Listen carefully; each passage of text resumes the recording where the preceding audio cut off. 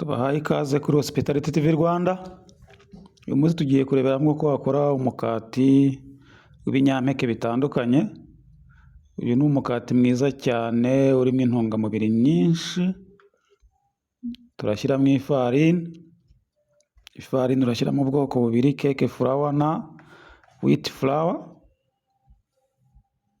Wheat flour ni ya farini y'ingano nyine itabese neza. Ushyiremo burani, ushyiremo umusemburo,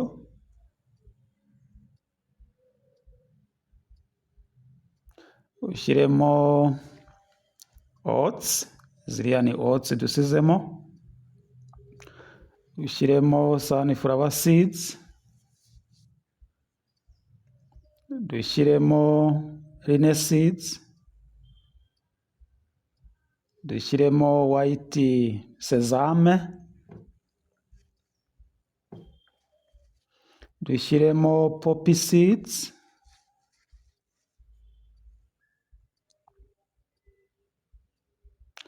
dushyiremo umunyu.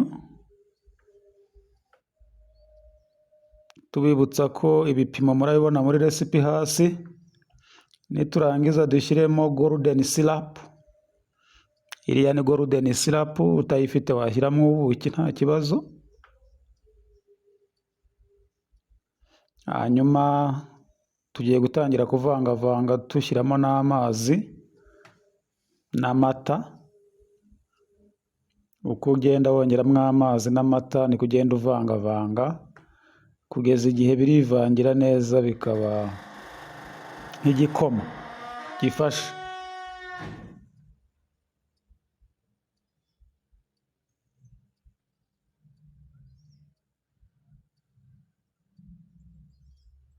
Tugenda twongeramo amazi tuvanga, ntabwo wasukiramo amazi rimwe byahita bivangika nabi. Ugenda ushyiramo amazi make make n'amata make makeya, hanyuma ukagenda uvanga. Urabona ko hano bimaze kwivanga, bimeze nk'igikoma gifashe. Urabona uko bimeze hano. Urakomeza ukavanga kugeza ubwo binoga neza, ntihasigare ibintu by'amafu bitagezeho amazi. Impande zose zigomba kuba zagezeho amazi, byivanze neza binoze.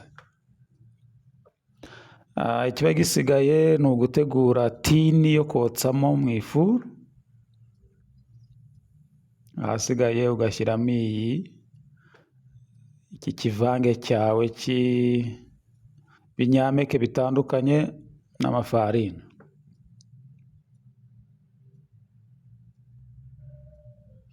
Iyi ni tini yo kokerezamo. Urashyiramo amavuta usigemo hasi no mu mpande, usigemo neza. Gusigamo ni ukugira ngo umukati uze kuvamo neza. Udasize nk'amavuta hari igihe ufatamo kuwukuramo bikagorana, ariko iyo wasize nk'amavuta ntabwo bigorana kuwukuramo. Hanyuma hariya hasi turashyiramo parchment paper. Iyi parchment paper iradufasha gutuma umukati udafata hasi. Nituza kuwuvanamo dusange hasi harimo kariya gapapuro, bitworohere kuwuvanamo utangiritse. Iyo urangije ugashyiramo, utangira gusukamo cya kivange cy'amaseeds atandukanye n'amafarini.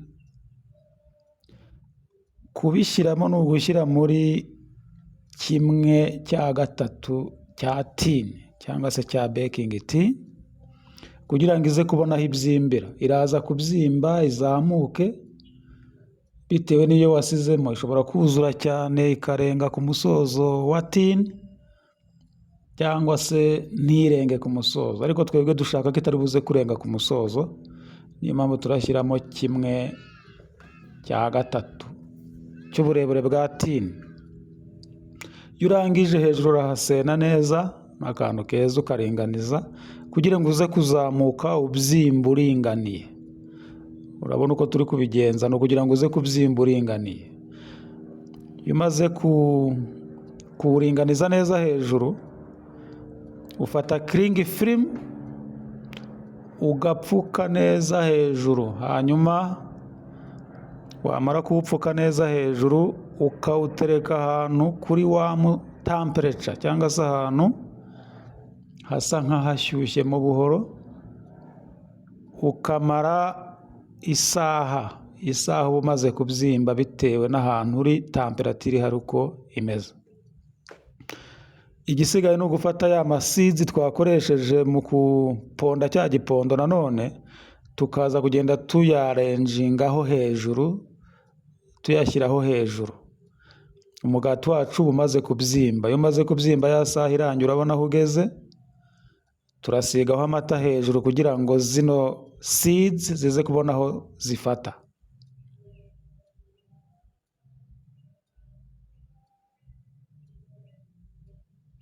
Genda usigaho amata hose kugira ngo ubobeze igice cyo hejuru kirajyaho amasids.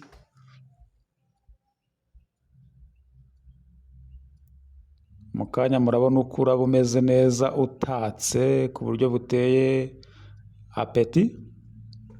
Kugira ngo ukore angere isa nk'ihengetse, urashyiraho agapapuro kagufashe kubishyiraho neza. Dutangiriye kuri poppy seeds, tugenda dushyiraho ka gapapuro kacu kadufasha kutasandagurika hose ku mukati. Ukongera ukakimura ukagahengeka. Dukurikijeho rene seeds,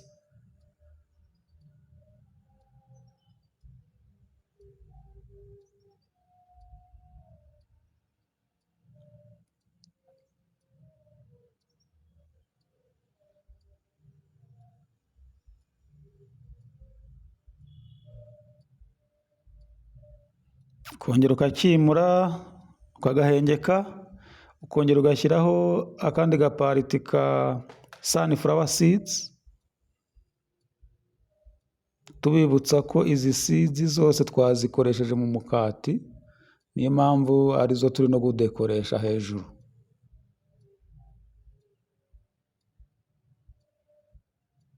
Kongera agapapuro ukakimura ugahengetse, ugashyiraho izindi seeds, ugashyiraho white sesame.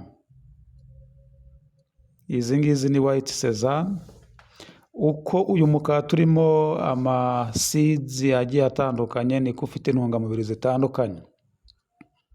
Uko mubizi akamaro k'imbuto n'ama seeds cyangwa se ibinyampeke ni kongera intungamubiri mu byo kurya, cyane cyane ibinyampeke bituma umuntu ubwonko bukora neza. Byumvikane ko uyu mukati utuma umuntu atekereza neza, urinda stress.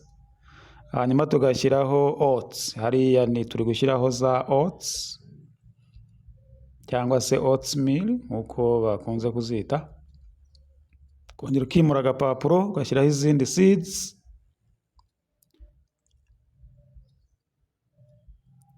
Hariya turashyiraho all bran.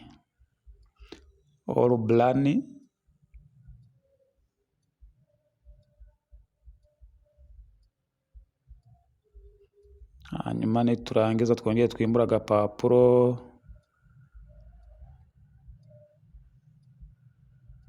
hino dusoze nanone dukurikizaho poppy seeds.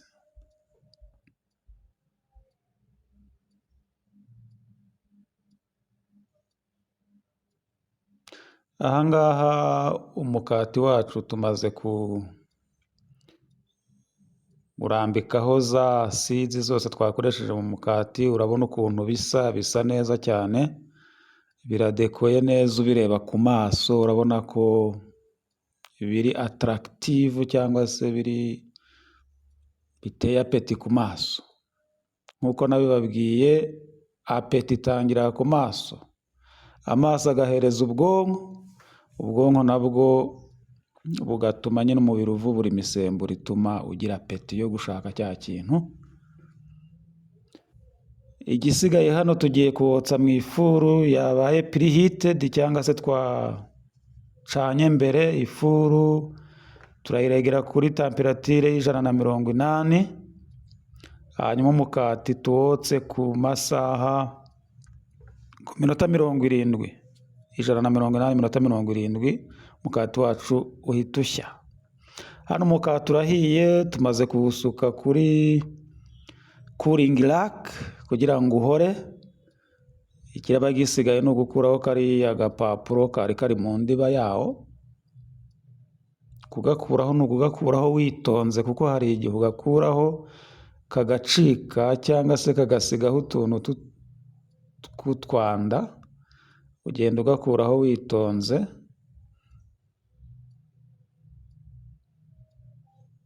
Urabona ko aka gapapuro kadufashije gutuma umukati uva muri tini neza. Iyo kataza kubaho, hari igihe bari gufata hasi bitewe n'ubushyuhe bwo mu ifuru, hanyuma bikagorana kuwuvanamo, ukavamo wangiritse. Ariko hano urabona ko uvuyemo neza. Inguni z'umukati zose uko ari enye zimeze neza, nta ruhande rwangiritse. Twa tuntu twasigaye rero ugenda utuvanaho ukoresheje akantu ko kutuvanaho. Ushobora gukoresha akuma ubonye kose gashobora kudufata neza. Hano urabona ko umukati wacu umeze neza, wahiye iminota 70 kuri temperatire y'180. Ushobora guhira iminota 70 cyangwa se munsi yaho bitewe n'uko ifuru yawe ishyuha. Amafuru agenda ashyuha mu buryo butandukanye bitewe n'ubwoko bw'ifuru. Urabona ko tuwusize kuri white cutting board, aho ushobora kuyitegura kuwukata. Hano wamaze gushya, hejuru za seeds twasizeho ziracyariho, cyangwa bya binyampeke bitandukanye biracyariho. Aha rero turafata bread knife dutangire kuwukata. Genda ukatamo uduslice ubona wowe ukeneye gukoresha. Tubibutse ko uyu mukati ushobora kuwukoresha muri breakfast, uwutegura mu buryo butandukanye. Ushobora kuwutostinga ugasigaho butter, cyangwa se ugasigaho ubuki. Udashaka ubuki ushobora gusigaho peanut butter, hanyuma warangiza ukawutostinga ku ipanu cyangwa se ukawusubiza mu ifuru. Uvamo uri crispy. Ngira ngo ubwo abatetsi murumva crispy icyo ari cyo. Crispy ni ukuba usa nkaho wumutse mu kanwa, wumva usa nkaho kucagurika ukuntu. Hano tumaze kuwukata, urabona ko n'umukati umeze neza. Za seeds ziracyariho.